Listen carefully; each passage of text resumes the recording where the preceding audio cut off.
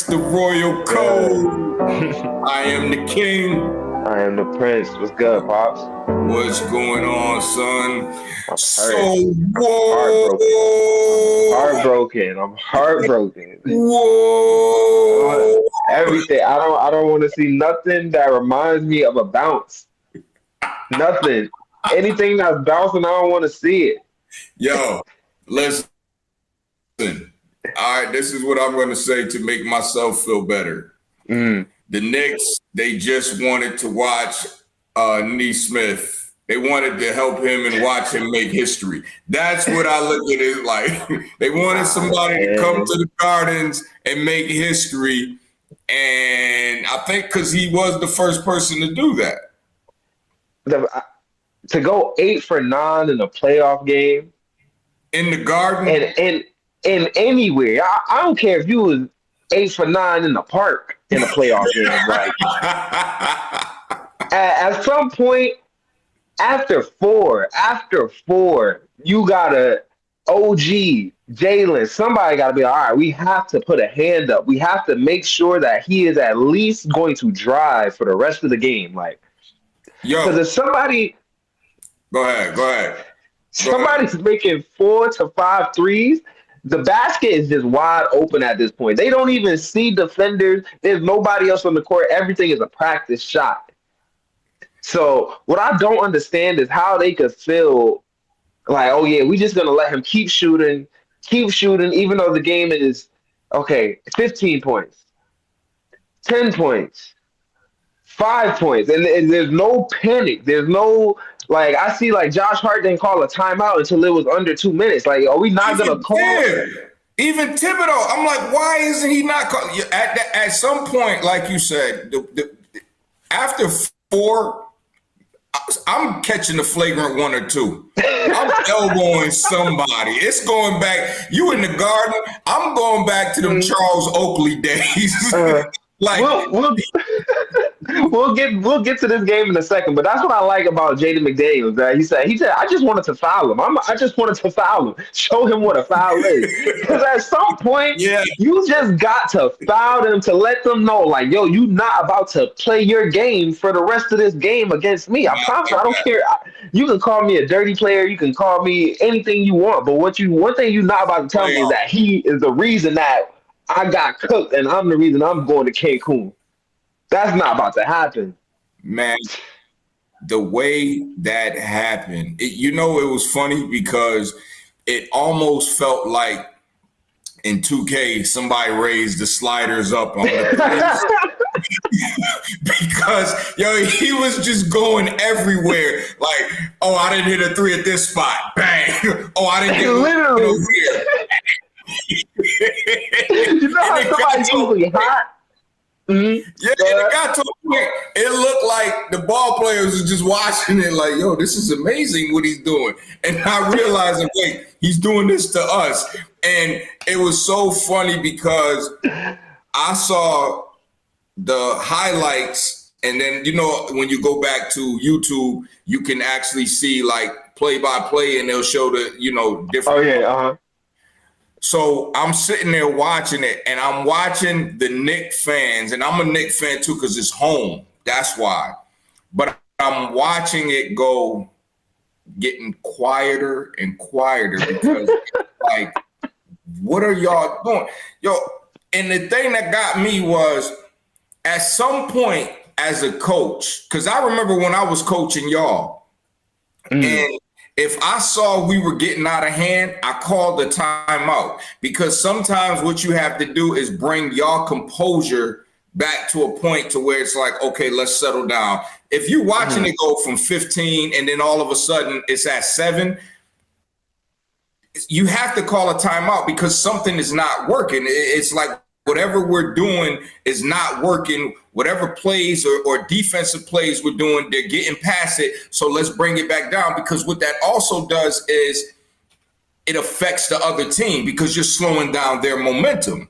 Exactly. You know what I mean? That's why I'm wondering. I'm like, why wasn't a timeout called? And then before you know it, it's gone. And then granted, those free throws, you have to hit those free throws. like OG and Cat not hitting those free throws, those are crucial. You know what I mean? So Oh it's man. gonna be interesting. It really is gonna be interesting. It's gonna be interesting to see the results of this next game. Because to me, everybody is saying, and it's true, game one for this situation, they should have won that.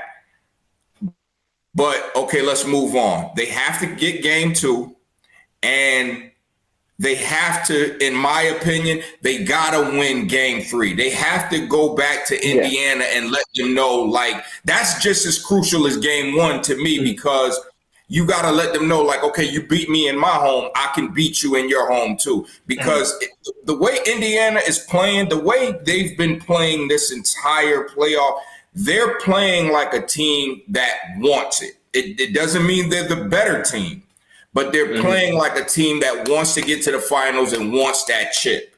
You know what I mean? So you really have to kind of go out there and slow that momentum down, because they're on a high right now. Whether it's still, they are on a high right now that it's like nobody can stop us. And this, what they just did, oh man, forget it.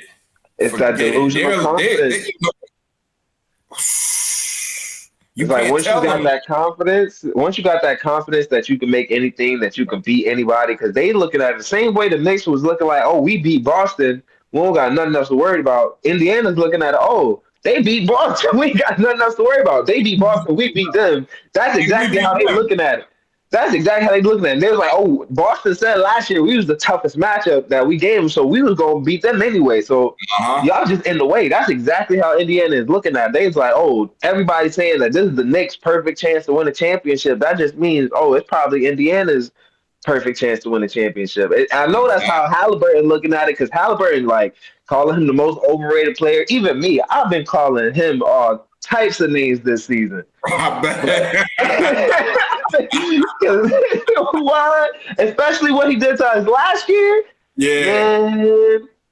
And then he had that he had the same disrespect going on in the Olympics as Tatum did, but he didn't really receive more of the backlash from it, or really the support saying that maybe he did deserve, because you had a lot of people coming to the defense of Tatum himself, but a lot of people wasn't saying that Tyrese needed to be in those Olympic games. Like, nobody was really running to the defense of Tyrese either. And then to right before the playoffs to have him the most overrated players over players like Giannis and who else, Jimmy Butler and all those other type of players. So it's like, you're gonna have him amongst superstars and still calling him the most overrated by a wide margin. Like, he definitely came into the playoffs with something to prove. So. And you know what I'm noticing? If you look at, remember, okay, we can go back to like when the Chicago era, or you can even go even further to Lakers, Celtics, Detroit era. You kind of always kind of knew those teams were going to be, they were going to reign in the playoffs, and then they had that opportunity to win the championship. Yeah. Then you got Miami, and you kind of knew, or let's even say the Spurs, with Tim Duncan, that era. Yeah. You knew that. Then you had the Lakers with Kobe's era. Then you had who else? Then you had the Miami, the Heat, Big three, with Wade, LeBron, and Bosh. Then you look at Golden LeBron, State. Curry. Yeah. You kind of knew, but then what I appreciated was when Tatum and Brown won last year, and of course it's the whole team, but you look at those two, it kind of gave you, or you could even say the Bucks when Giannis won, but you look at it and it's like that young core group now, they're coming up and being like the top tiers in this for the finals. Now you're looking at it, and you look at Indiana. You look at the way OKC is playing. OKC, that's another team, because I still say I want it to be OKC versus NYC. That's what I really want to be in the finals. But Indiana are really throwing a monkey wrench in this because they're like, it may not be that way. It may be us versus OKC. You know what I mean? So it's so cool to look at this young core now kind of being the top tiers in it, because again, you knew when LeBron was with the Cavs, you knew when Golden State had Clay, Draymond, of course, Steph, even KD at their pinnacle, you knew, all right, they were going. You knew nobody was going to beat them. You know what I mean? Yeah, like especially when it comes to playoff time. And when you had Kyrie, Kevin Love, LeBron, it didn't matter who it was. When you had Wade, LeBron, and Chris Bosh, it didn't matter who it was. It could be these teams now. You weren't going to beat them. Yeah, you know I think that this is the longest stretch in NBA history that we're gonna have different champions. Like it's been 7 years in a row since 2019. And you look at who that 2019 and 2020 chip was. That was Kawhi and Bron. Then it was Giannis, and then Steph ended up getting one in 2022. But then now you look at Jokic, then Tatum and Brown. It's like that change of the guard. Now I forgot about Denver. Now, when you look at it, it's going to be one of those young stars now. It's going to be either JB, Tyrese, Shea, or Ant to be the one holding that trophy at the end. So it's definitely time. It's definitely time for the young guards, the young players to really make that switch. You got Amen Thompson making the first team all defense. This is like his second year. I think that's crazy to be right alongside players like Draymond Green. Like in your second year, you on that first team all rookie, because you guarding players like Steph Curry, you guarding players like Tyler Hero, you guarding players like Ant. When it comes to that, so it's like, when you challenging yourself on the defensive end, like these young players, like they ain't going for none of that. They ain't scared. Like not no more. It's different. It almost brings me back to the days of when AI and Kobe came into the league. Like they didn't care about who you were. They didn't care about your team in that sense. Like their main goal was to make their mark and bring you down. It just wasn't, and that's how they got their respect, you know. So when you look at it now, like I can even say this, regardless of the 4 teams that's left, whoever wins this year, it's crazy because next year we could see a whole set of 4 teams again. You know what I mean? Like it's a whole different 4. It's anybody's game now. It's so up for grabs because this playoffs for me has been so hard to catch, because to me, honestly, from the way when it went into the playoffs, I was saying it's going to be OKC versus Cleveland. On paper, the way they balled out throughout this whole season, I didn't think the Knicks would be where they are. I didn't think Indiana would be where they are. And honestly, I didn't think Minnesota was going to be where they are, because I thought Ant could do it, but I also thought he needed some help. But Ant has been just like balling out, you know what I mean? Like by himself, not necessarily by himself, but he's taking that all responsibility. Like he's taking that full responsibility. And that's what I love about Ant. Like he really takes on the challenge, like despite all the like things that's been surrounding him this season, like he's still been able to take his team back to the Western Conference Finals. Like that's why I seen some today. I think it was Gil that said like, oh, they setting him up to be the next LeBron. Like they put him in this excuse me, they put him in this position to learn how to win.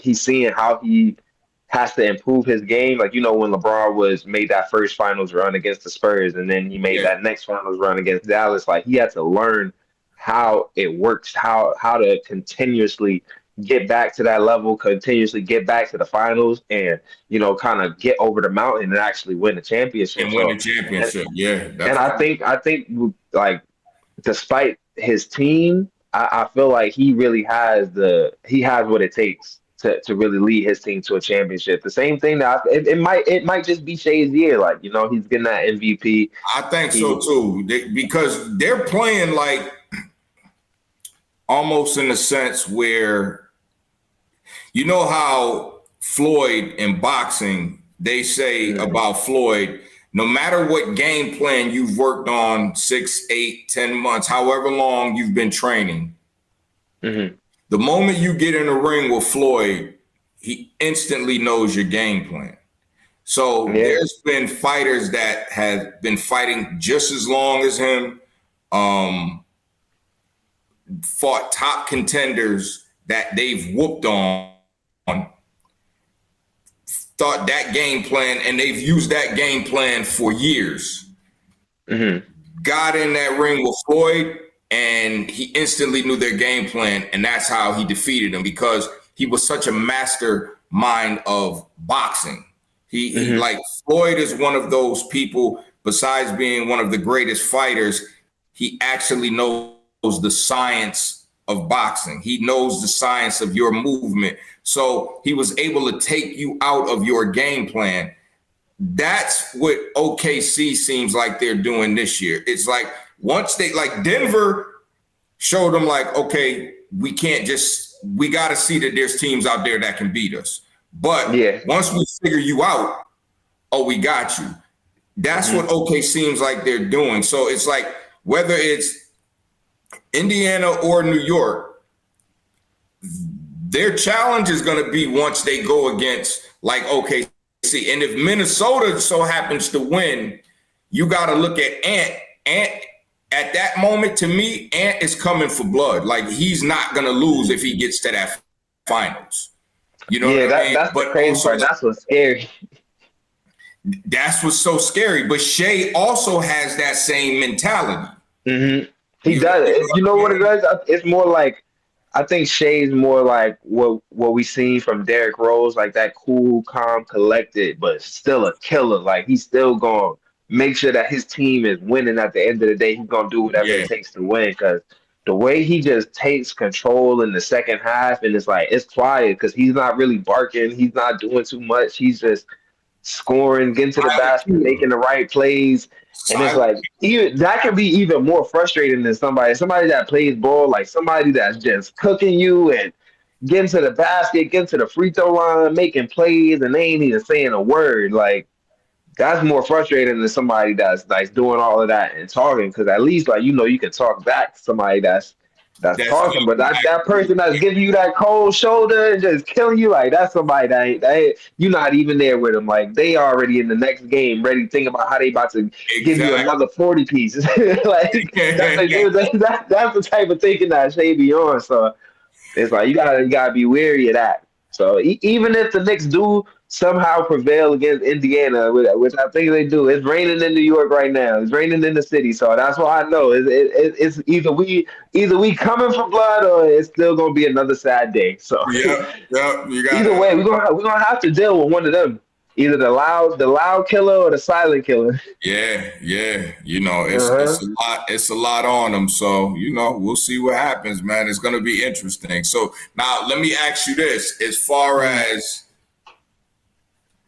what motivates you as far as like your own personal goals, because I know you're playing ball. What motivates you in that sense to like, what are your goals you're trying to reach in that sense? I honestly just enjoy and miss the process of like working towards something and becoming better at something, and always finding those aspects of your life and yourself that you can improve on. That's more so what really like rejuvenated my love in the game, because there were so many times that I felt like I could have taken the next level, and there was like either walls or different things that I had to deal with personally that kept me from doing that, whether that be injuries, whether that be different schools that I went to.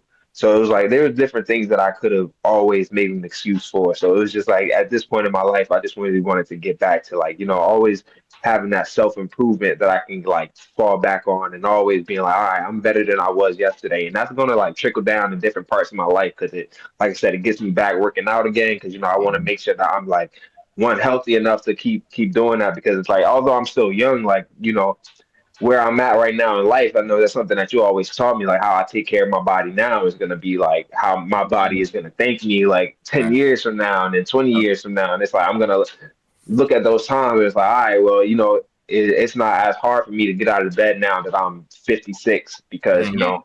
I can go on a mile run and not really feel as winded or gassed, or not feel so much pain in my knees, because I was active throughout my teenage years and I stayed active throughout my 20s and 30s. So it's like, and on top of that, I just love to hoop. Like, I love the game of basketball. I even started another channel that y'all can check out on TikTok. It's called WTF Think. It's called What the Fan Thinks. So, Okay, that's a that's yeah. dope. That's dope. I like that. Yeah, so I like that. that's Yeah, something just like, I'm getting my lunch table hoop talk. That's something I call it. So, that's that's something that me and my friends used to always like go back and forth, like, oh, who's better? Like, Kyrie's better than Steph, Steph's better than Kyrie. Those were all those type of arguments that we used to have. So I want to bring that back, something to let people like have those fresh and honest debates. Like, it's one of those platforms where I don't want it to be something that's too serious. I want it to be like one of those hot take conversations where you feel like if you light, really got an fun, argument energy. behind something, like you really feel like you could make a case for this, like I want you to come and let me know, like, yeah, let me know your opinions, because like I said, I love ball, so it's all something that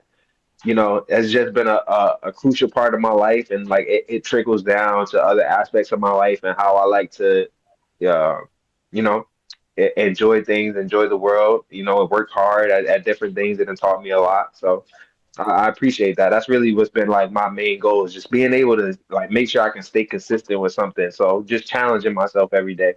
And it's cool. You said that how it trickles down to other aspects of your life. So real quick, Mhm. what say that channel again so people can know? It's called WTF Think. Yeah.